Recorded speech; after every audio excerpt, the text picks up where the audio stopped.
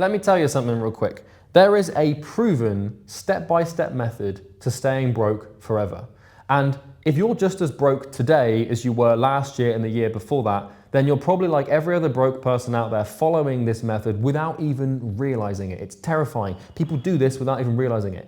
If you want to get rich and make money as fast as possible, as quick as possible, it's never, ever going to happen for as long as you're doing these things and following this method. No one seems to get this. Rich people do, broke people don't. So in this video, I'm going to explain it to you so you can avoid it like the plague. Let's go. Okay, so the very first thing that you can do if you wish to be poor forever is to believe in yourself. You are told by society and your peers and your parents and your friends and everyone that you should believe in yourself, and that believing in yourself and being true to yourself and being your authentic self is the best thing to do. Nothing could be further from the truth. The reason that you have so much anxiety and so much doubt about your ability to become successful and get rich and achieve what you want is because you're believing in yourself. Let me give you a bit of a thought experiment and let's pick this thing apart for more than just a second here. If you were the person that was capable of achieving the success you wanted, then you would have already done it. If you, yourself, right now, were the kind of person that could make loads of money and start a business and make money online and not be broke, then you'd already be doing it. And so the problem is when you believe in yourself, you're putting trust and faith in a person who's never going to make it happen. And this creates a horde of neuroses, including anxiety, depression, and you get completely lost and it creates a huge problem because it's kind of like, take a friend of yours who you think is never ever going to be rich ever, right? Someone who is just like, you know all of their faults, all of their bad things, and if you had to guess, is this person going to be rich or not, you'd probably guess no. When you put faith in yourself and believe in yourself, it's like you're believing in that person because they're never going to make it happen. And so basically we have sort of two versions to ourselves, to our identity. And it's imperative you understand this because everyone believes in themselves these days and it's a load of rubbish. Because, here is the goal, right, up here. This is what you want to achieve. And this is where you are in your current sense of identity and self. And this is you with all of the current skills you have, the current belief systems you have, the current habits you have, the current environment you have, everything that makes you you is here. The problem is the goal is really far ahead of you, and you with your compressed spine, you're not capable of doing it. And so when you come along and put faith in this person, it's just never going to happen. So what's the alternative? Well, what you need to do is construct what we would call a hero. I'm going to give this guy a cape. A hero. So a hero is basically you with all the qualities you need to have to make this happen. Rich people understand something very fundamental in psychology, and that is that we do not achieve goals or outcomes. We do not achieve dreams. We do not achieve desires. We do not achieve the thing that we want. What we achieve is a specific character or type of identity. And it's through the achievement of this person that this happens. And so one thing that I did to get rich really early on in my entrepreneurial career was stop putting all my faith in myself, and I started putting all my faith in the person that I was becoming. Because when you do this, you start to become that person. And so if you want to believe in yourself, it's fine insofar as that you believe that you can change into this person.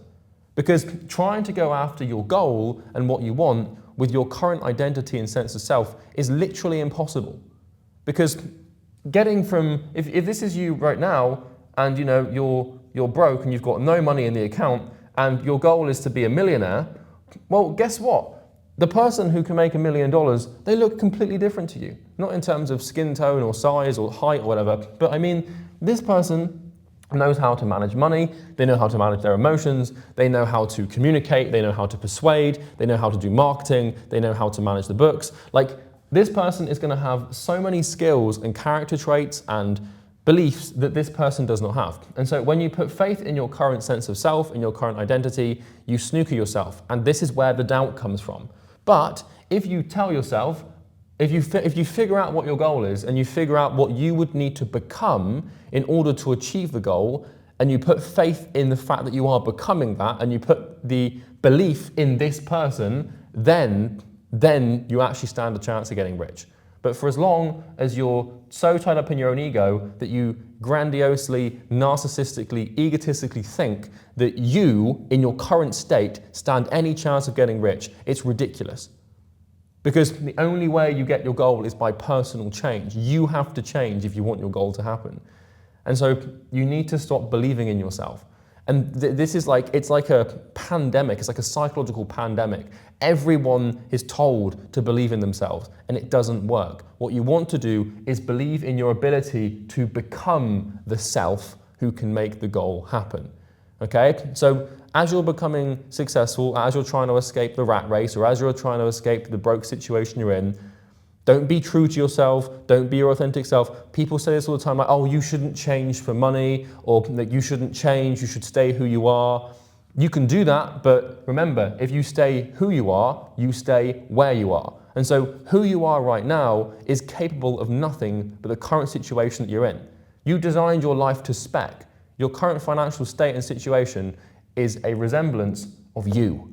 And so why would you believe in you?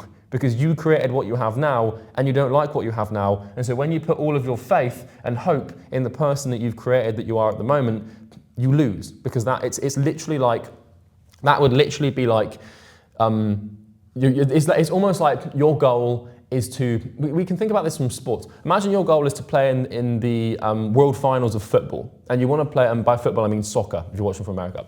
Your goal is to play for your country in the world finals of soccer. It's like, well, you'd understand that in order for you to play at that level, you have to become the person that deserves to play there. If you, right now, if I said, oh, just believe in yourself and you'll get there, like you, with your current football skill and your current football prowess, probably wouldn't stand much of a chance up against, world-class players. And so from a sport perspective, it's easy to understand, but for some reason, when it comes to money, people don't get this.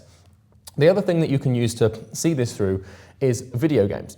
So when you start a video game and you begin a game, your goal might be to complete the game, which could be to slay a dragon or equip a specific type of sword or like rescue a princess. I don't know, right? But you know how this works is you have games like RuneScape or League of Legends where you rank up, you level up. In order for you to achieve the goal, like slay the dragon or beat the boss, you have to become the person that can do that. And so it's by leveling up your character, and by your character getting better, and by working on your character, that you become remotely capable of doing the thing you want to do. So if you spawned in at level 1 or level 2 or level 3 and you went to try and beat the big boss is going to annihilate you. So what you do instead is you build a plan and you say, okay, well, to beat the big boss, I need to be able to wield this shield. And to do that, I need to have a defense level of 58. And I also need to be able to cast this spell. And to do that, I need to have a magic level of 95. And so then you start working on acquiring those skills and building your character so when you come to take on the boss, it's easy to defeat. It's exactly how it works financially. Stop believing in who you are right now and understand that who you are right now is why you are poor. So don't put your faith in them. Figure out who you need to be and then focus on becoming that person. And if you want to believe in yourself, the only thing that you should believe in yourself and your ability to do is become this person. Because then it puts you in the driver's seat, it puts you in control, and it makes things significantly more straightforward to accomplish this. Now, the second thing that everyone does that is poor is manifest, okay? This is a big, big no-no, manifest, or the law of attraction. Now, the thing with manifesting and the law of attraction is it's a large part of this, and the way that people do this, complete bollocks. It doesn't work. We don't want to rely on the law of attraction, we want to rely on the law of action. Because success and getting rich is cause and effect, which means that making money, and I'm just going to once again use a star to denote your goal here. Making money, like being a millionaire, this is what we would call an effect, okay? This means that this is possible and it can happen.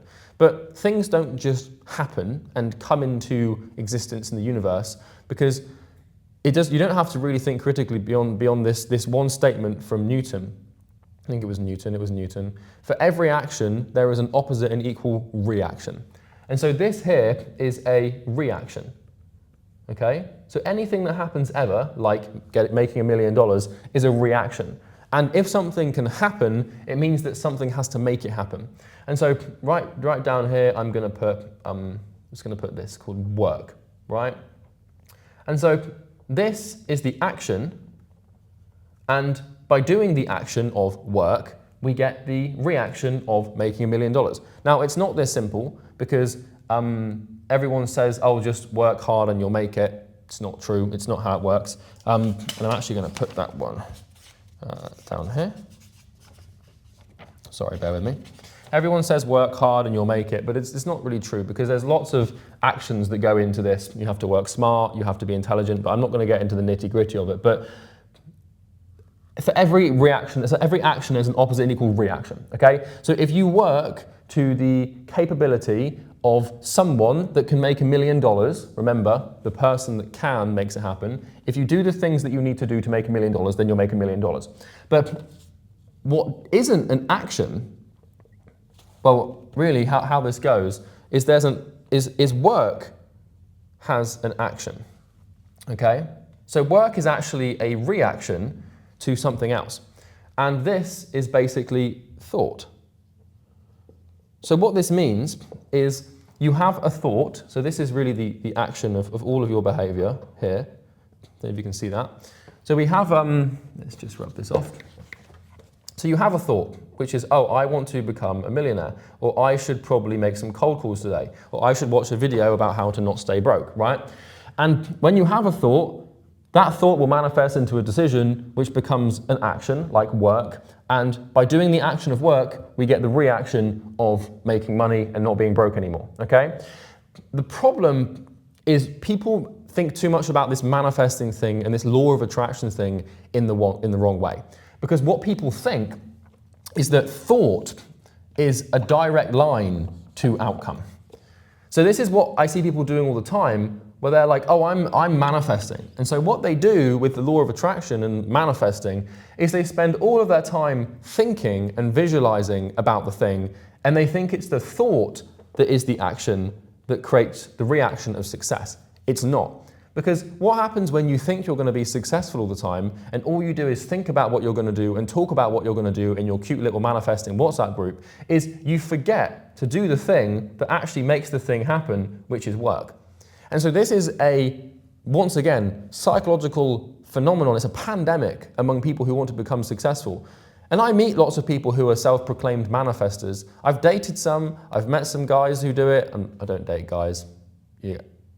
I'm not going to go down that rabbit hole. I think you know what I mean. But I've dated girls that say they manifest.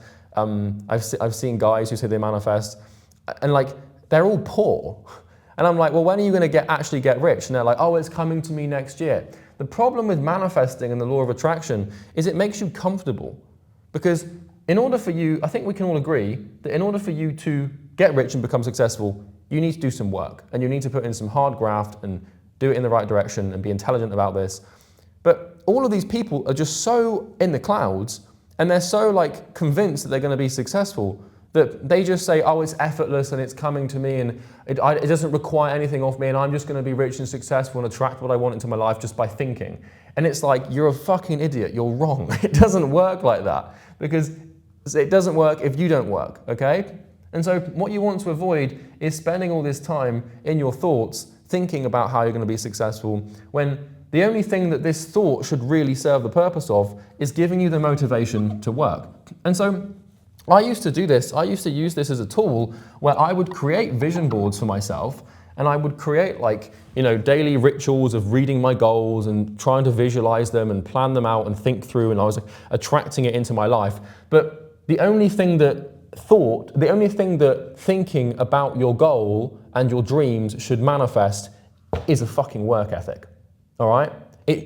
Thinking about, I used to date this girl, and she was like, oh yeah, she worked for Emirates here in Dubai.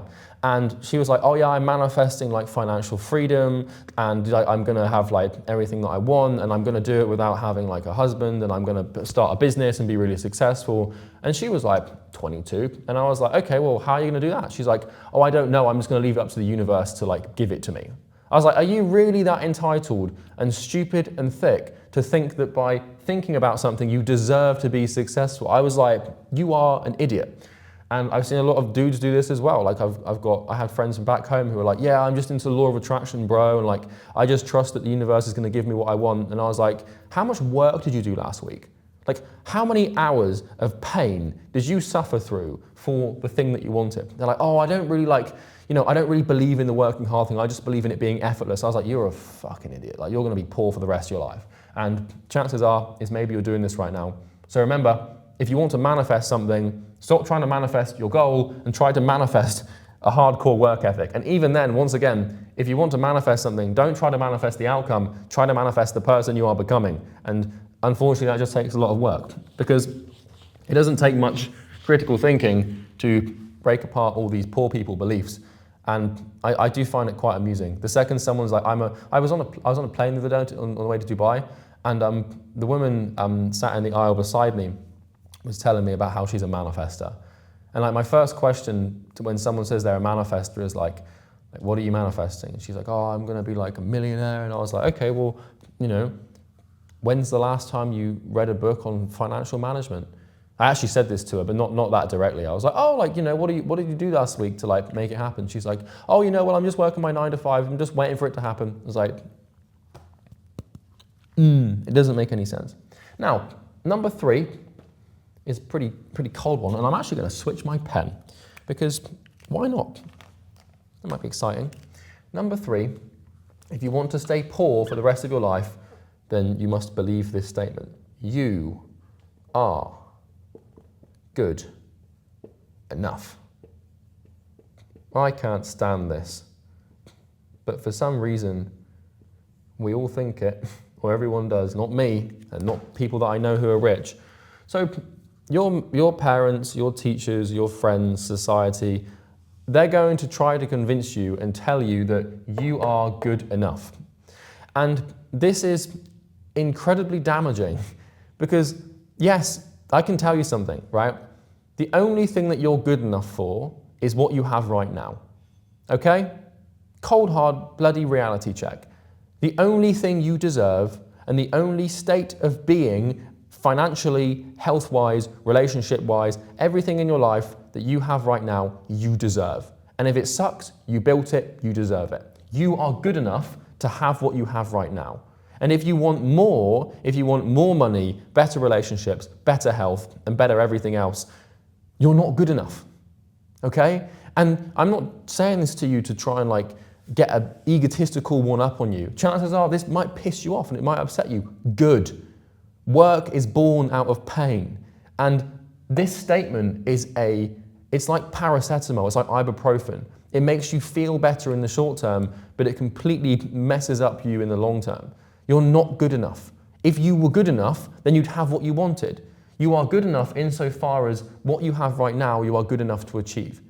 If you want to become a millionaire, if you want to make 6 figures, if you want to make money online, if you want to get rich, if you want to be successful, and you're not, it's because you are not good enough, okay? And, I see this all the time, especially with girls, more than boys.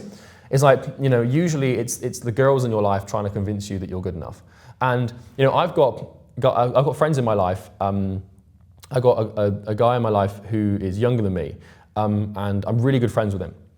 And he is constantly told by people that he's good enough. And he's got this belief and this idea in his head. He's 20 years old now, because I made friends with him when we were younger, but he's 20 years old now. And he asked me the other day, he was like, why am I not successful? Like, why am I not rich yet? And I was like, I asked him like, okay, well, how much are you working? And he was like, oh, like I just feel like I deserve it already. And I said to him, I was like, you're not. He's like, yeah, but he's like, everyone keeps telling me that I'm fine and I'm good enough and I shouldn't worry about it because I'm good enough, and I should be as I am without having to strive because I'm good enough. This is like typical bullshit thinking. And I said to him, I was just like, dude, you're not good enough, because the universe rewards people who are good. And if you want to get rich and become successful, like it's easy to do if you're good at doing it. It's really not hard. Like, you know, your parents probably, your mum probably tells you this, your teacher probably tells you this, your friends tell you this, your girlfriends tell you this, like, oh, you're good enough. Your girlfriend probably doesn't. You probably even have a girlfriend, let's be honest. Shots fired, I'm just kidding. But you're not, okay? If you want to be broke and you want to stay poor, convince yourself that you're good enough. And because what this does is, like I said, it's a painkiller. This statement, it strips you of any desire or motivation to work and grow. And then what it does is it creates resentment towards the world and towards the universe, because like if you, by nature of you being a man or a human, you know, you are where you are, and then you have, once again, represented by the star, where you want to be, and you want to make progress towards this thing, and you want to climb some steps to get, you know, success and make this money. But the problem is climbing these steps is one hell of a task, and it's really tricky and it's really tough. And so what we do is we tell ourselves these pain-killing statements like, you're good enough, and you're fine as you are, and you're perfect just the way you're born. It's a load of rubbish, all right? If you can either convince yourself you're good enough and live in the comfortable delusion where you're still in pain because you're poor, and you can then what happens when you do this is you start blaming the universe and you start resenting it. Because if you believe in your heart of hearts that you're good enough and that you are where you need to be, exactly where you need to be, and you're fine, but you don't have this, then what you start to convince yourself of is that you're a victim. Because if you really think that you deserve success in your current state, which by the way you don't, and you don't have it, then you start looking for externals to blame. Because you're like, oh, you know, I'm good enough and I am exactly who I should be, but I don't have what I want. And this is the same thing with those manifestors who just think that I'm just going to think it into existence and I'm effortlessly attracting it. I don't need to change for my goal. It's just coming to me. Like, they have this sense of entitlement, and then when it doesn't come, they start blaming externals instead of themselves. And so instead of actually pointing the finger at themselves and saying, I'm not where I want to be because I'm not who I need to be to get there, they start saying it's the government, or it's, you know, it's the prime minister, or it's social media, or it's the algorithms, or it's this thing, or it's that thing, or it's my parents, or it's my friends. And the second you do that, you absolve yourself of the responsibility that you so desperately need to assume control and make progress. So reality check for you, you're not good enough, and anyone that ever tells you you are is lying. You are good enough if you are where you want to be. So for example, I now make, this month, I'm going to make about $800,000.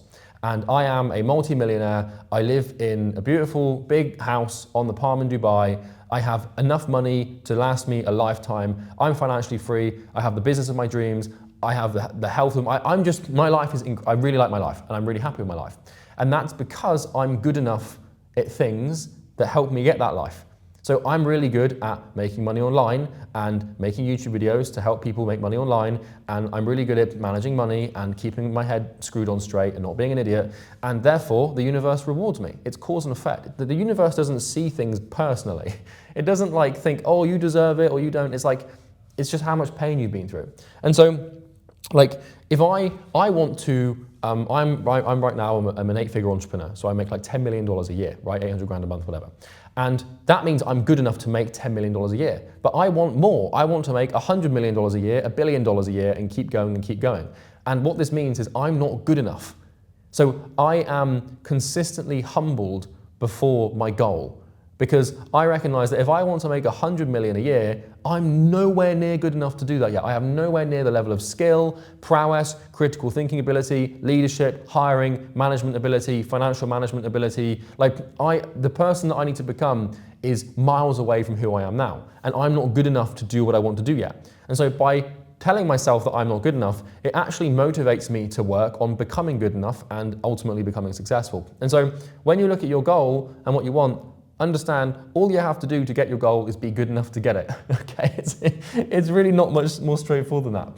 Now, number 4, people tell you this, is a huge one. Don't compare yourself to others. Okay, so this is what to do if you want to stay poor, but if you want to get rich, then you must compare yourself to others. Okay? Once again, controversial, people aren't going to like it, like, oh, but you shouldn't compare yourself to other people, like there's no point.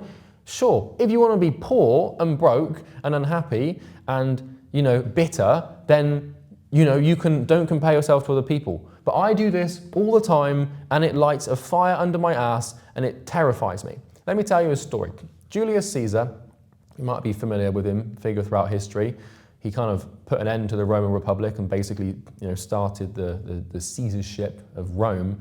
But Julius Caesar was a pretty badass conqueror, okay? And he went, with the Roman Empire, he took an army north into Gaul, which is like modern day France and, Switzerland and places like that. Transalpine Gaul. Anyway, I won't get into the specifics of it. But Caesar basically invaded ancient Europe. And he killed millions of Gauls, which is what these people were called, these Germanic tribes and other tribes. And he extended the Roman Empire north into Europe. And he was, by every right, a remarkable leader, conqueror, and very successful military strategist, one of the most successful throughout history. However, when Caesar was in his late 20s or early 30s, I can't remember specifically, he read into Alexander the Great. And he became sort of more aware of Alexander the Great's achievements. Trust me, he would have been very aware of them already. But there's a story where Caesar has epilepsy, okay, or had epilepsy. And apparently, Caesar's epileptic fits started the day that he found out how much Alexander the Great had achieved at an age way earlier than him. And because of this, Caesar had an epileptic fit and had epilepsy ever since. So basically what happened is Caesar found out that Alexander the Great had basically conquered the known world by the age of like 26 or 27 or whatever. And Caesar, in comparison at 26 or 27, was just like a priest or working in the Roman government. And he hadn't had many military achievements yet. And that crushed Caesar. It nearly killed him because the weight of this other man's achievements, which he compared himself to, nearly killed him, nearly crushed him, because he was like, how can I be so insignificantly unsuccessful in contrast to this other person? And it's pretty damn good thing to do. It's a very uncomfortable thing to do. I compare myself to other people constantly, but not for the reason you might think. Because what a lot of people do is they compare themselves to other people where they can win and where they are favorable. And so, for example, I was in the gym the other day with a guy. I seem to be hanging out with a lot of guys recently, don't I? But I was in the gym the other day with a friend of mine, and he was saying how we got back from the gym, and he was like, yeah, I felt like I was one of the biggest guys in the gym. And I was like, you're an idiot, because his goal is to be a proper massive bodybuilder. And I didn't tell him this, probably should have, but he was comparing himself to others in where he could find victory. But what you want to learn to do is compare yourself to others where you find defeat. And what this means is I always constantly look for, I read lots of biographies, I read lots of history, because I like to try and find examples of great men who achieved way more than I did at my age, and it royally pisses me off, because I am incredibly competitive. So when I found out, for example, that I'm 26 years old, so when I found out that Napoleon, at the age of 26, had command of the army of Italy, after the French Revolution, and basically invaded all of Italy and then went on to take over Egypt and stuff before he was even 30. What am I? I'm nothing in comparison to that. And so what this does is it doesn't crush me, but it doesn't completely destroy me, but it humbles me. And it makes me think God damn it, I'm so far behind and I'm so unsuccessful. And that lights a fire under my ass to work and be motivated. The problem is everyone wants to be comfortable and in a state of painlessness, so they don't compare themselves to others. And I'm not saying that you should scroll on Instagram through, loads of roided up people's, feeds where they're on steroids and you've got these massive dudes on Instagram, because this is where it comes from, is body image, right? Is this whole idea. I'm not saying that you should do that unless that's your goal. Because this is what this guy's goal was. He's like, I want to be a professional bodybuilder. And I was like, you should be comparing yourself to the biggest guy in the gym and getting pissed off that you're not bigger than him. Because if you're comparing yourself to people who are behind you, then you're going to become complacent, proud, and you're not going to do anything and work very hard to be successful. All of this is just about putting yourself in enough pain to do the work. And so this is why I spend 2, 3, 4 hours a day reading biographies. Like, for example, I was reading recently, I'm reading the biography of Andrew Carnegie, and I am so far behind that dude. Like, Andrew Carnegie owned steel in the 1800s and he was very successful. He basically owned the steel industry, and like, you want to compare yourself to these people. Like, it's kind of like when I look at people making 100 million a year or people who have billion-dollar company valuations, I want to compare myself to them because I want to find out what they have that I don't. And I want to find out where I'm falling short, because I understand that the only way I'm going to get to where I want to go is by being the person that I explained earlier, by being the person that can get there. And it helps to know what characters and traits those people have that I don't. And so you need, if you want to be rich, to compare yourself to other people who are richer than you. And it should piss you off that you're not there. And like, this is not an easy, nice thing to do. And a lot of people are going to be in the comments like, yeah, I can't believe you're telling us to compare ourselves to other people. That's a bad thing. It's like, well, why?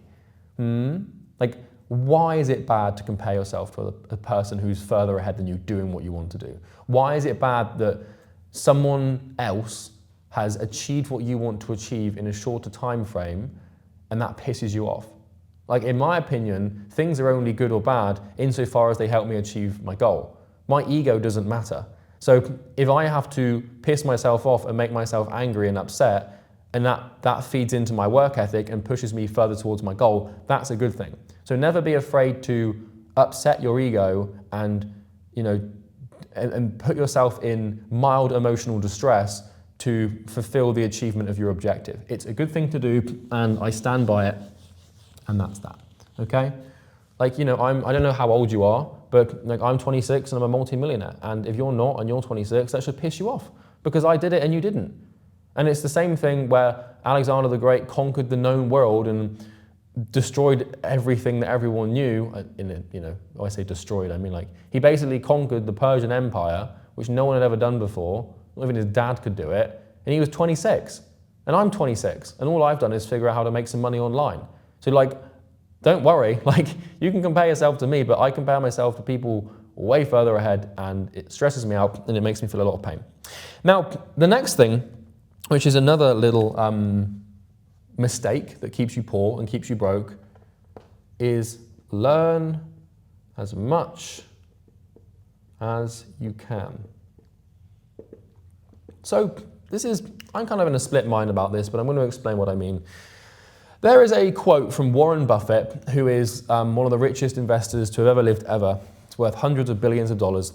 And it says that the more you learn, the more you earn. And I agree insofar as the fact that you learn specific things that help you become successful.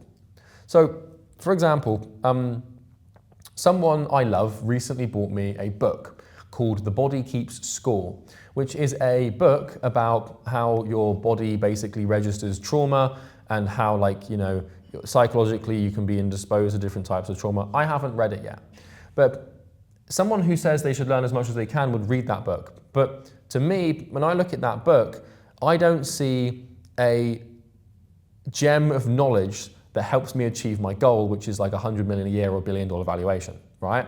So what this means is you want to learn as much as you can with intent, okay? Or focus. Because what I see a lot of people doing is they buy these random books that don't in any way, shape or form actually help them achieve their goal and get what they want. And so, if your goal is to be a millionaire and your goal is to get rich, instead of reading The Way of the Superior Man or, The Way of the Modern Man or any of these shiny books about masculinity, just go and read books, go and read Jeff Bezos' Letters to Shareholders, or go and study Warren Buffett's A Few Lessons for Investors and Managers, or go and read the biographies of billionaires. My reading and my learning is with intent, it is with focus. I will not read a book, listen to a podcast, or watch a YouTube video unless I can directly tie the knowledge I will gain from that thing to the outcome and to the goal. Now, there is an exception to this rule, and that is one thing that you should learn that doesn't necessarily directly tie to your goal are disciplines. And so the disciplines which are really helpful to learn are basically things like psychology, things like biology, things like chemistry, things like physics, things like economics, things like mathematics, statistics, game theory, like geography, history. Like, you want to have a broad understanding of a lot of the disciplines, so that when you're making decisions in your business and your life, you have lots of mental models to choose from and pull from. And so I have no problem, like, for example, my goal is to be a billionaire, whatever, and a book that I read recently was on quantum physics and how quantum entanglement works. Might seem a little bit strange, but what I can tell you about quantum entanglement is it relates to Newton's law of for every action there's an opposite and equal reaction. And two quantum particles, no matter how far apart they get, if one changes, another will change as well. And you can apply that to all sorts of things like holistic business thinking. I'm not going to get into it, but my point was this. When you're learning, you need to learn with intent, and you need to learn with a strategy, okay? You don't just pick up a random book because it looks shiny and because it's a New York Times bestseller or because some dude on YouTube wrote it, which is another huge mistake. You want to read with intention, and you want to learn around your problem. And so if you have a problem with like making money, read around making money. If you have a problem with your gut health, read around gut health. You want to focus and learn knowledge and things, because learning is an infinite like array of pleasure. There's so much you can learn. You can, like, for example, like I'm sat here right now, there's some houseplants. I could learn like houseplant alchemy or botany. I could learn botany and how to grow plants and stuff, but yeah, there might be some principles of botany that might help me grow my company, but probably not as much as reading the story of John D. Rockefeller or Sam Walton's Made in America or Ray Kroc's book about starting McDonald's. Like, my goal is to be a billion-dollar entrepreneur. So all of my learning should be around and from people who are billion-dollar entrepreneurs. It doesn't really have to make much more sense than that. Like, you know, if your goal is to be a millionaire, then just focus on reading books about becoming a millionaire. And if your goal is to become a really good clinical psychologist, then focus on reading books written by very good clinical psychologists. Sometimes you want to venture into the disciplines, and you should, to keep your thinking broad and holistic. But most of the time, 80% of your learning should be disciplined to the thing that you want to focus on, okay? So I see this a lot. People, when we'll start businesses, I want to be successful, and they pick up a book and then they start reading like the 7 Habits of Highly Effective People. It's like, yeah, sharpen the saw. Great, that's going to make you a millionaire. Like, that's you can read those books to start, and that's fine. But ultimately, like, I'm not trying to tell you shouldn't read like the sort of classics, like the Rich Dad Poor Dad, the How to Win Friends and Influence People. Everyone goes through this sort of early stage entrepreneur learning phase where they read these basic books, but try and keep it with intention in mind and try and focus on books that actually are going to make you successful and learning things that actually help. Now, the next thing, big one, is live in the moment. So this is something that people are going to tell you that will keep you poor. If you want to be poor and you want to be broke and unsuccessful, just live in the moment. What this basically, the antithesis to this, the sort of opposite to this, is sacrifice. So rich people are very, very good at sacrifice. And what sacrifice means is it means to sacrifice today for a better tomorrow. And it basically means delayed gratification. So what it means is putting yourself in pain and having a bad day today in terms of pain for a more pleasurable tomorrow. And what broke people do and what poor people do is they live in the moment. But what rich people do and what successful people do is they live in the future moment.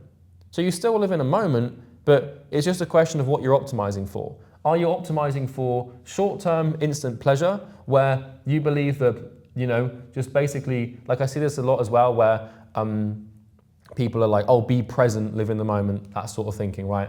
But really, it's all about sacrifice, and it's all about giving things up for your goal. And so I can give you a few examples of big sacrifices that I made in my life recently, or I say recently, in the last like 7 years, that put me on a trajectory towards becoming a multi-millionaire.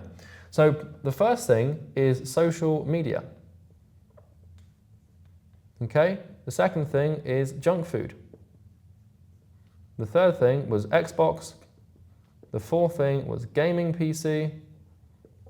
The fifth thing was alcohol / drugs. I never actually did drugs. I was partial to a bit of the devil's lettuce when I was like 18, but I stopped smoking it because it gave me panic attacks. Alcohol and drugs. People. Don't worry, I'm not actually sacrificing people. But like, I didn't want to get rid of these things because they allowed me to live in the moment and be present and have lots of pleasure and lots of dopamine. But I don't have any social media. So one by one, I got rid of Twitter, I got rid of Snapchat, I got rid of Instagram, I got rid of Facebook, I got rid of TikTok. I got rid of every single social media platform that I could find. So I don't have personal accounts on any of these platforms anymore, ever. All of them, any accounts I have on social media are for work, and I don't even have the logins. My operations manager does. I don't want to go anywhere near these things. And so the thing about sacrifice and the thing about living in the moment is that if you're not willing to make sacrifices for your goal will become a sacrifice. And the problem with your goal is it exists in the future. It exists across the dimension of time on a trajectory in the future. And what this means is that if you want to achieve your goal, it's only going to happen in the future. And so you need to behave as if you're trying to manipulate the future and plan the future. And when you're doing instant gratification things that make you feel good now, but suck tomorrow, you're going to be poor. Like, if you eat a massive burger today and you eat like a massive milkshake and loads of fries and sauces, that might feel pretty good right now. Like, I'd like that right now. That'd be buzzing. That would bang. But tomorrow I'm going to pay a pretty heavy price for that thing by being all sluggish or getting fat. And then if I do that over and over again consistently, then I'm going to be fat and overweight. And then I'm going to be angry at McDonald's and the world for making me fat when really it was my own fault. And so, I got rid of social media. I don't eat any junk food, so I never eat sugar. I never eat processed food. Like, I had a piece of cheese yesterday, and it was the most incredible thing I've ever had in my life.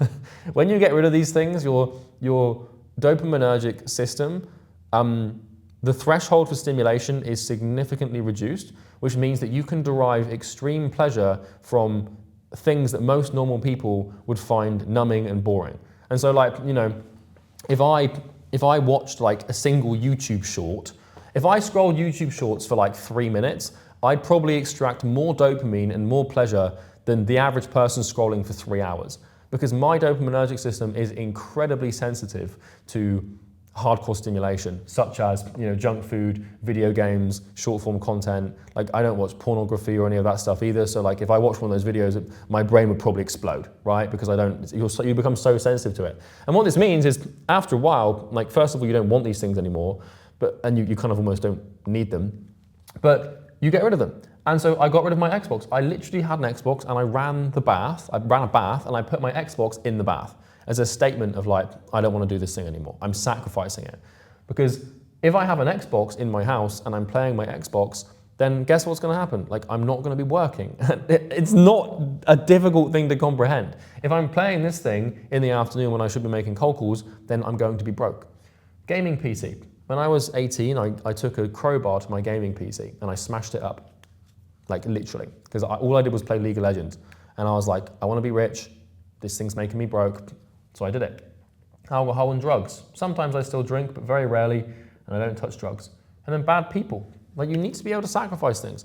Like, if you're the kind of person that just wants to live in the moment and be present and like, I'm just living in the moment and I'm just doing it I'm just taking life day by day, then that's just a cope and a mechanism for you to sustain behaviors that keep you poor. And it's not a good idea. It's fine, you can do it if you want, but as long as you're doing all these things and not making long-term sacrifices, then you're just gonna forever live in the moment, and the moment you're in right now, you probably aren't very happy with, which is why you spent 43 minutes and 20 seconds listening to me ramble on about how to actually get out of the moment, okay?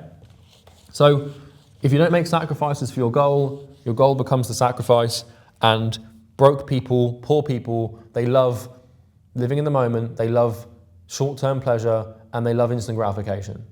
And what you need to learn to do is delay gratification, sacrifice things, and go through some pain to, make your dopaminergic system a little bit more sensitive so you can actually find dopamine in things like making a YouTube video or doing some work.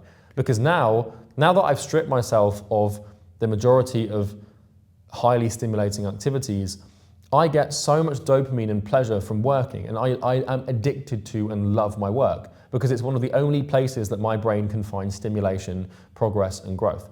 If I was playing a video game, then what my brain would do is it would default to playing the video game for a sense of achievement and progress as opposed to work, because it's way easier to get achievement and progress. Video games are designed to limbically hijack your achievement system, so you want to play them. But when you get rid of video games and you get rid of these things that simulate false achievement, your achievement driving mechanism in your brain has to go somewhere, so it goes to work, and then you start working instead of being an idiot. Yeah, number 7 is this statement. If you want to stay poor, you can tell yourself this. People say this, people who are very poor say this: you have all the time in the world, right? You know, you've probably heard this statement a lot of times from people that you know, where you're young and you're in your 20s, your teens, your 30s, and people say, you have time, you have all the time in the world to become successful. You don't, all right? Now, here's a statistic for you, right? So let's say that you're 20 years old right now, and let's say that you're gonna live to 80 years old, so you've got 60 years left, okay? Now, what that means is you have 12 months a year for 60 years. So you've got like, I don't know if this is exactly the math or not, it's probably a little inaccurate, but you have something like 700 months left before you die. That's not a lot of months, all right? We could do the math as well, like 50, you have like 3,000, is it 3,000 weeks or something? You can probably do the math right now in your head or on your calculator or on your phone. Like, take your age and then add like 65, 70 years and then multiply that by 12 or 52 to figure out how many months you have or how many weeks you have left. You don't have much time left. You really don't. And I know that people tell you that you do, but you don't, okay? If you're in your 20s and you're not successful yet, you are behind. You're very far behind. And what's gonna happen is you're gonna get to 90 years old or 85 years old or 100 years old, and you're gonna die having lived up to a fraction of your potential. Because what you need to understand is that actions compound. And, success goes like this, where, for a long, long time, you achieve nothing, and then it spikes up and flies up. And the problem is that in order for you to have this exponential growth and to experience this joy of explosive growth, you need to work for a long, long time. So for example, like my income has exponentially grown in the last year or two, where I've sort of doubled my business year on year for like 4 years now, and I'm only just getting started. But if you mapped out my income, from 7 years ago I started, I was making nothing, and now I make $10 million a year. So this is exponential growth. And this spike only really happened in the last year or two. And so the problem is most people, because they don't work hard for long enough, is they never live to experience exponential growth. Because they don't give the time here. Because they tell themselves, oh, you've got all the time in the world, go and do a gap year, go traveling, go and experience the world. And what this does is it creates this complacency where you just think that you've got all the time in the world. And then before you know it, you're 30, you're miles behind, now you've got a kid on the way and you've got to look after your family, and now you've got to resign yourself to a miserable job that you hate because you didn't work when you were in your 20s. And you just went and slept with prostitutes in Thailand or something. Each to their own. I have not done that. I've never been to Thailand, by the way, so you can't pin me on that. But this is my point, is you don't have all the time in the world. And broke people and poor people, they don't really have a accurate time comprehension mechanism to have any sense of urgency. Because there's one thing that all of my rich friends and I have in common. Everyone that I know who's rich acts with urgency. They want to move as fast as they can, with as much speed as they can, because what you want to learn to do is see your exponential growth like this. It curves like this on a graph. And then each step of the way, we have these little circles, okay? And there's hundreds, if not thousands, or tens of thousands of these circles. And what these little circles represent are cause and effect relationships, or action and reaction relationships, where you do one action to create a reaction, to create another one, and it's through this sort of chain of this fission or this fusion of reactions and causes and effect that create the thing. And the thing is when you create an action and a reaction, there's latency. So for an action to create a reaction, it takes time. And so becoming successful and getting rich and achieving your goal is just about stacking these action reactions on top of each other. It's about creating cause and effect and doing it many times. Because if your goal is to be a millionaire, then in order for you to become a millionaire, you first must figure out how to get your first client, and then your second, and your third, and your 10th, and your 20th. And then lots of other actions have to happen. And rich people understand that the more compressed, the time frame between action and reaction, or cause and effect, or work and outcome, the faster you can move on to the next thing. And so what you want to understand is that achieving success is kind of like rungs on a ladder. It's like, you're trying to climb this ladder of success like this, and that you can't climb to the top rung without first climbing to the bottom rung. So what you need to learn to do is climb this one first, and then this one next, and this one next, and this one next. You need to go up and up and up. But the speed at which you climb the rungs determines the overall speed at which you actually climb the top rung, which is what you really want. And so what poor people and broke people do is they tell themselves they've got all the time, and they tell themselves they've got all the time in the world to chill out and relax, and that they don't want to put themselves under any stress or pressure, and therefore they don't compress the time frame in which they do these cause and effect things. They don't work as fast as they can. They don't work as hard as they can. And that's fine if you want to be broke. If you want to be poor, just go and mess around in Australia for 3 years. And then you'll come back and then you're like 3 years older and you're still poor. If you want to do that, that's fine. I'm not judging you, but I'm just telling you that rich people and people who are successful, they want to compress cause and effect timeframes as much as possible so that they can move on to the next thing and the next thing and the next thing and the next thing and the next thing as fast as humanly possible, so by the time they die, they've achieved as much as they possibly can because they compress the timeframes, right? So if you want exponential growth, it takes a lot of time, and so if you're wasting your time now, then you're hindering and significantly reducing the amount of exponential growth you can experience, which means that you're not living up to even a fraction of your potential. The worst thing is you've already wasted a ton of time. I don't know how old you are right now, but you've probably wasted a year, many years of your life picking your nose, being broke, making these mistakes and being an idiot, and therefore you're gonna die having achieved less than you could have. Isn't that terrifying? Doesn't that frighten you that in 700 months or, is it 700 months? You could do the math, you haven't got long left. 10 years is only, 500 weeks? So it's more than that, 600 weeks. So in 30, 40 years, that's only 1,500 weeks. That's not a lot of weeks. Think about how quickly a week goes. You haven't got much time, man, trust me. If that doesn't scare you, I don't know what will. Number 8 is the idea that everything happens for a reason. So everything happens for a reason. This is what poor people say, and if you hear someone say this, you can almost always know they're poor. People like to believe that if bad things happen in their life, or if bad things happen to them, it's because of some malevolent or evil force. So your relationship ended really badly and now you're miserable. Don't worry, darling, don't worry, babe, everything happens for a reason. Oh, you lost that client and now you're poor and can't pay the bills. Don't worry, darling, everything happens for a reason. Oh, you're fat and you're overweight and you're out of shape. Don't worry, darling, everything happens for a reason. This is what poor people say to cope and absolve themselves of the personal responsibility and the painful responsibility for progress and success. And the truth is that everything happens for a reason, and that reason is you. So, by using the word reason here, what people are doing is they're just coping.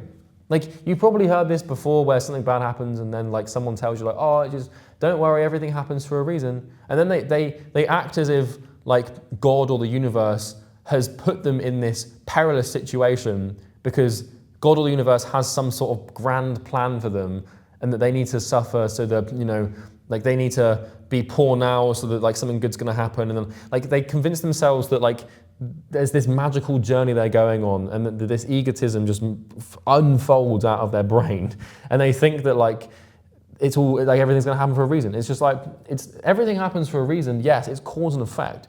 Like if you have lost a client, or if you are poor, or if you are fat, or if you are depressed, or if you are anxious, or if you are unhappy, or if you've lost a friend, or if something's happened, it's happened because something else has happened. It's action and reaction. It's cause and effect. It's not just brought about in the world by some weird force that you can't see or hear that's intangible. It's not how it works. Now, I am aware that a lot of people are religious, and I'm not trying to attack religion here, and I think that faith is a good thing, and that you should have faith in, you know, God and everything else if you want to. But my point is that like things don't just happen. Like everything is cause and effect. And usually it's because of you, it's because of your fault. And so what poor people love to do is tell themselves that the bad thing that just happened to them happened because something good's going to happen in the future, and it's all part of some grand plan for them. And then they end up 20, 30 years passes and it doesn't come to fold. And they just tell themselves this weird lie, this weird cope that allows them to not feel any short-term pain or responsibility.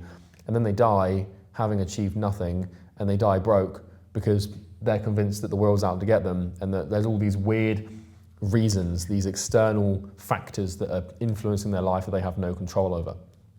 I don't know why. Like, I get why people do it, because it's like, it's easier to live a comfortable delusion than an uncomfortable truth.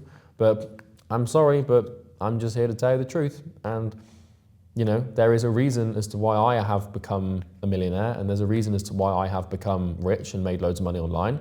And that reason is because of me. I did it, and I worked really hard to do it. And if you're not rich and if you're broke, the reason that you're not there is because of you. It's you. It's not anything else. There's not some weird magical thing. No one's coming to save you.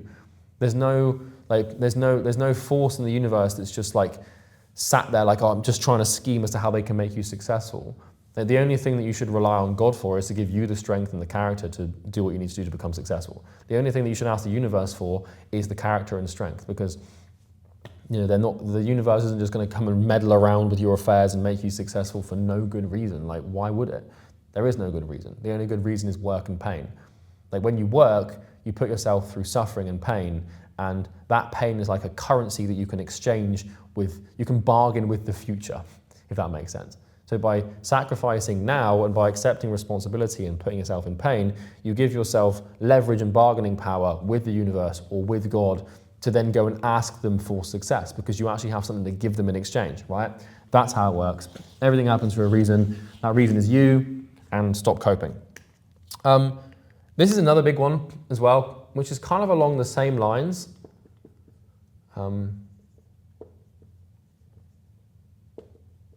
This is a huge one.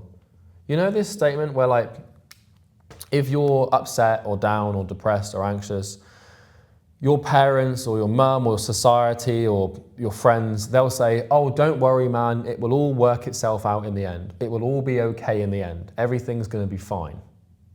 It's along the same lines as everything happens for a reason. I'm sorry, but it's not, all right? Like, if you're, look, listen to me right now. I'm going to talk to you for a second here, because I've been talking to you all, but actually just for a second with me, just spawn in and become conscious, all right? It's not going to be okay, okay? If you are in a bad situation in life, it's not going to figure itself out. It's not going to unwind itself and fix itself, and it's not all going to be okay in the end, and you're not going to be fine. You are most likely a man, and you are responsible for your life.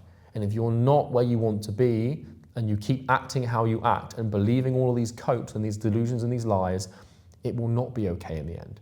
You will get to middle age, and you will be broke, and you will be poor, and you will have a suboptimal, unhappy life, and you will be bitter and resentful because deep down you knew it was your fault, because when you were younger you didn't try, because you told yourself that it was all going to be okay.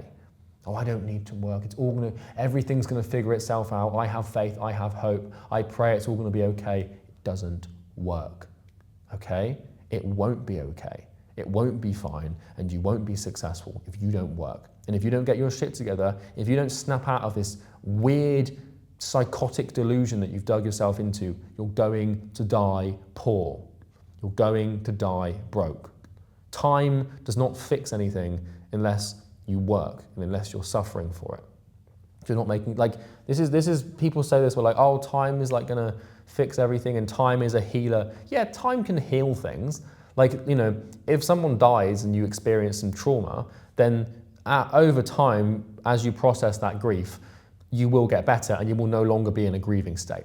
Sure. If you break your leg tomorrow and, you know, everything works out, like after some time, your leg will, you know, if you set it properly and you go to the hospital, your leg won't be broken anymore. If your heart is broken right now and you've broken up with your girlfriend and it really hurts, after some time, it's going to be better and it will be okay in the end. But what will not be okay in the end is, like, you can recover from things emotionally and physically, but wealth isn't recovery. Like, getting rich and escaping poverty is not like trying to get over a heartbreak or trying to fix a broken leg. Like, your body and your mind intuitively understand how to do those things. And those things, they don't really require any, like, they don't really require any suffering or work. It just happens with time, right? And sometimes it won't happen. Sometimes stuff is going to stick around with you and that sucks. But I just want you to know that it's not all going to be okay if you don't work. If you work and you really try and you try and get smarter and you become more intelligent and you start making short, long-term sacrifices and you start like trying to create this person you want to become and you really start trying, then it will be okay. For as long as you're getting up, putting the work in and trying to do what you need to do to become successful, then things will be okay because the universe will reward you. In order to get what you want, you must deserve what you want. The world is not yet a crazy enough place to reward a whole bunch of undeserving people. It's a quote from Charlie Munger. And undeserving people who don't really deserve success or anything, they believe, oh, everything will be okay, or I'll be fine, or it will all be all right, everything's gonna be fine, don't worry. Like, I don't get it. Like, when people tell you, like, don't worry, it's all gonna be fine. Like, you're poor, you're broke, and you could be rich, and someone's gonna sit here and tell you that you shouldn't worry about it. Like, you need to, at every angle, at every opportunity you have, find opportunities to instill pain and emotional distress into your life, to channel that emotion and that pain into the work. The only way you're going to be successful is by doing painful work. And the only way you're going to act is through pain avoidance. And so what this means is your situation of where you are now needs to trump and be more painful than the work. The only way you get work done is when, like, at least at the beginning, when you're really like struggling, because I love my work now. I feel a lot of pain associated with work sometimes, but like not as much as I used to. But when you're beginning and you're broke, the pain of being broke needs to register harder than the pain of working. And so the problem is when you tell yourself things like, I've got all the time in the world, everything happens for a reason, it's all gonna be okay, I don't need to compare myself to other people, I just need to learn as much as I can, everything's coming to me anyway, it's all about the law of attraction and everything's gonna be fine, I believe in myself and I'm gonna make it happen, and also I'm good enough. When you tell yourself these are all just lies, these are all just delusions, these are all just copes that you tell yourself and that society tells you to strip you of the very pain that would push you to work. Like, your current psychological distress and pain must be greater than what you would feel if you did the work. Because work is painful and work is hard. And it's not easy to go through the confusion and discomfort of navigating this, maze of success. It's really tough and it sucks. But the only way it's going to work and that you're going to go through that maze and you're going to go through that fire is if your current situation registers as more painful. So when you tell yourself things like it's all going to be okay, you temporarily numb yourself of the pain of your current situation. So when you come to try and do the work, you retreat from the work back to the comfortable delusional lie so that you don't have to do it. But if imagine you're a soldier in a battlefield and you're pressing forward into the enemy, but you want to retreat, but then behind you is a guy with a flamethrower and a torture device, it's going to be way more painful to go back than it will be to go forward. And that's how you become successful. So imagine you're a soldier in an army and behind you is if you retreat, you get tortured for 5 years. Okay? But if you press on, there's a 50% chance of you dying immediately, right? You're not going to retreat because it's more painful to come back than it is to go forward, okay? The prospect of 5 years of brutal torture is probably way worse than the idea of like a 10, 20% chance of dying if you move forward. And so this is how you need to treat your life. You need to learn to manage your pain where, you know, when you're working, it's like you're pressing forward and you're pushing forward on the battlefield, and it's painful. It really sucks. It's a big sacrifice. But what a lot of people do is they go to do the work, and then because they stare off into the eyes of the snake and the devil, and they start working, and it really sucks and it's really hard. And then they look back over their shoulder and they think about retreating. And where you retreat to is the lie. You retreat to the statements of complacency and the statements of pride and the comfortable lies and delusions that you consistently tell yourself to avoid feeling suffering right now. And it's a huge problem because all these things, like, here's it, right? Here you are on the battlefield, okay? Now, over here is the enemy, and the enemy is holding a sword, and, you know, you're holding a sword, and to fight this enemy, which, by the way, is just called work, you know, behind the enemy is, you know, the goal and the thing that you want. This is the goal. Fantastic, right? Okay.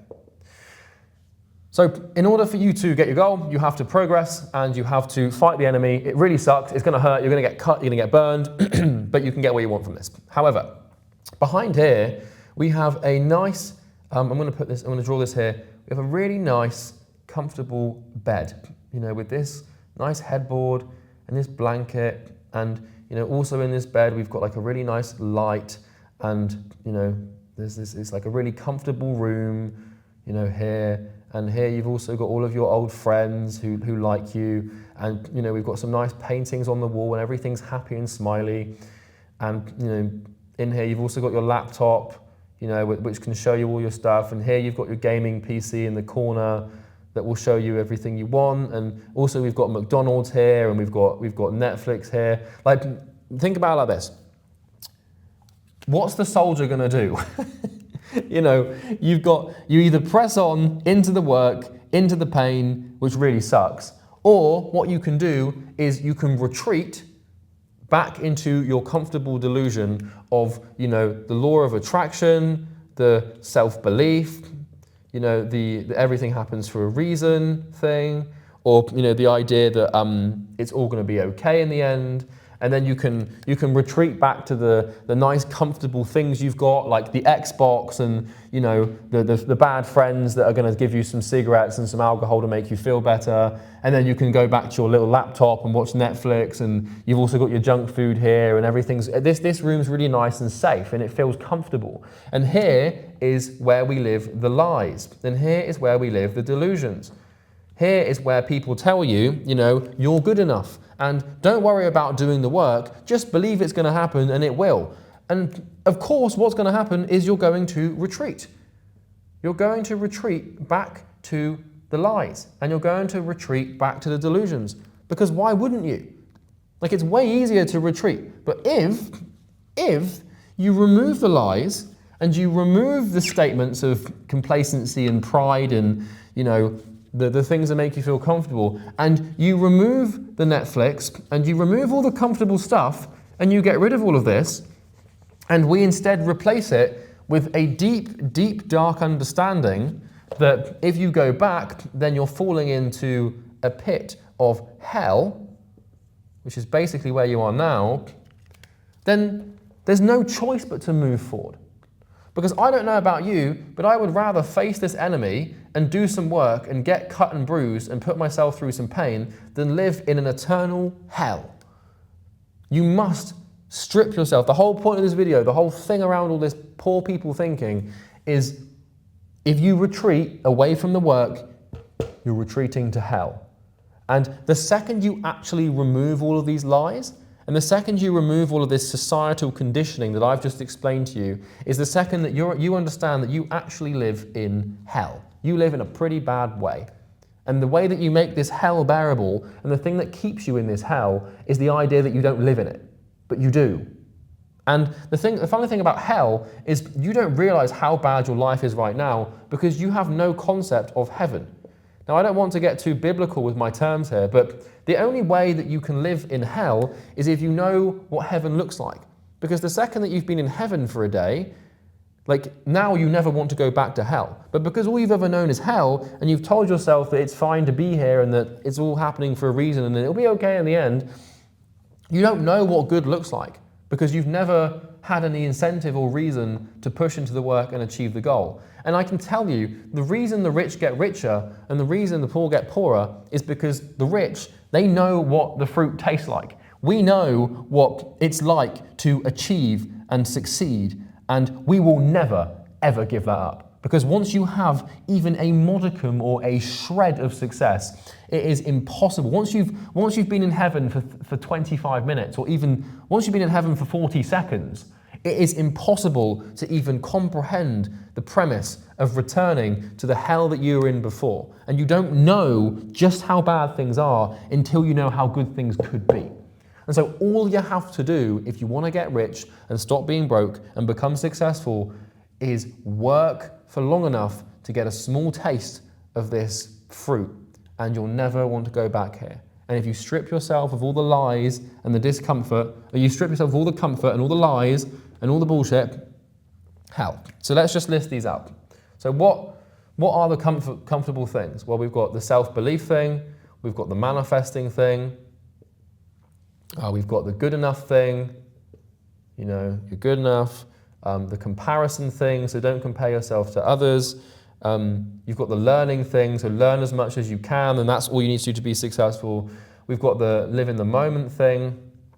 We've got all the time in the world thing. We've got the reason thing, everything happens for a reason. And then we've got the all okay thing. And so these are the things that keep you poor, because when you think these things, when you think that you just need to believe in yourself, and you need to just manifest and just think about it, and that you are good enough and you shouldn't compare yourself to other people, and all you need to do is learn and not work, and just live in the moment, you've got all the time in the world, everything happens for a reason, and everything's going to be okay in the end. All of these statements here, all of these belief systems, these poor people belief systems, are coping mechanisms to stop you from seeing the hell that you live in. They are like a barrier. And so when you go to do the work, it hurts, so you just retreat to these statements. You retreat to, I'm just going to manifest it. You retreat to, I'm really good enough, I don't need to try. You retreat to, I shouldn't compare myself to that person because who am I? They're not me. You retreat to your books. You retreat to your instant gratifications of just living in the moment. You retreat to telling yourself that you've got loads of time and that you can do it tomorrow. But when you get rid of these, oh my God, like now, like, you're going to work because you've got nothing to retreat to. If you don't have those lies, all you have is hell. And you're already in hell, you just don't realize it because you've told yourself all these lies. So that's how you stay poor, if you want to stay poor. If you want to subscribe so you can learn more things like this and have me shout at you for an hour and 20 minutes consistently, hour and 10 minutes consistently, then you can do so. But heed my warning, work and get to it. And don't lie to yourself, because I did for a long time and it cost me dearly and I still regret it to this day, even though I'm rich. Goodbye.